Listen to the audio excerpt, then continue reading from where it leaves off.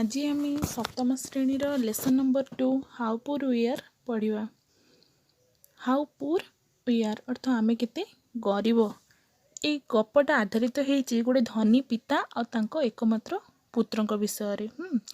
से जो धनी पिता जनक थे पाखे कौन जिनसर अभाव नाला, बहुत आराम सी जीवन यापन करते, किंतु पुत्र को यही सब जिनिस जमा भी भल लगुन। से सब भल भाव जमी जड़े साधारण मनीष जीवन यापन करुच्ची।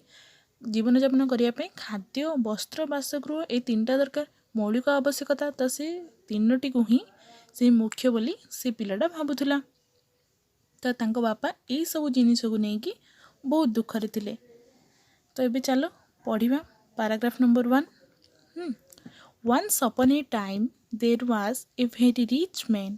He along with his family lived in a big palatial building on the top of a hill. His house was surrounded by tall boundary walls like the Chinese Great Wall. The walls were his protection from outside attacks. He too had private soldiers and a great bulldog to protect him. In moonlight, in moonlight nights, the building looks very beautiful. From the one could see the river, small hills, or long stretch of paddy fields. Small huts of poor farmers scattered all around, all flooded by the magic of moonlight. During moonless dark nights, the building had a special look of its own. The buildings, the walls all around, and the gardens inside were lit by lamps. From a distance, one could see the dazzling stars in the sky, but the small huts were sleeping invisible at night.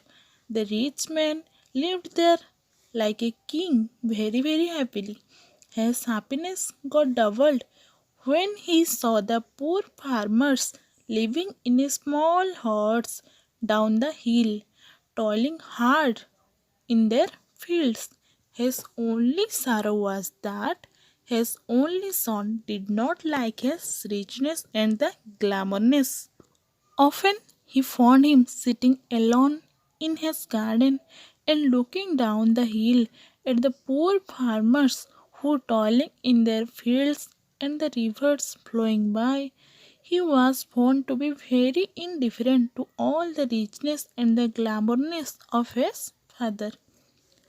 तो एबे आम गपटा को पढ़िली मुझे तुमको Odia summarise करके बुझे दूची। एकदा जड़े बहुत धनी व्यक्ति थिले। से निज परिवार सहित एक पर्वत शिखर रे एक विशाल राजउआस भली घरे रोथिले। तांको घरर चतुर्पार्श्व चाइनार विशाल प्राचीरी भली बड़ प्राचीरी मानक द्वारा आबद्ध थिला। ए प्राचीरी सबू बाह्य आक्रमणरू तांकर रक्षा कवच परी थिला। तांको रक्षा करिया पई तांकर निजर सैन्य माने थिले। आ गोटे स्वतंत्र प्रजातिर बुलडॉग मध्य थिला।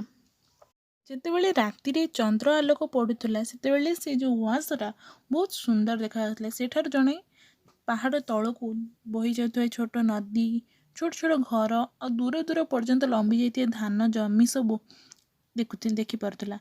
आउ से जो चंद्र आलोक पड़ुला सेटा एठी सेठी सबुआड़े विच्छुरित होगी पड़ुला, जोटा कि गरीब चाषी मानकर कुड़िया मानक सबू छोट छोट बन्यारे भासुवा भाया देखा जाउथला।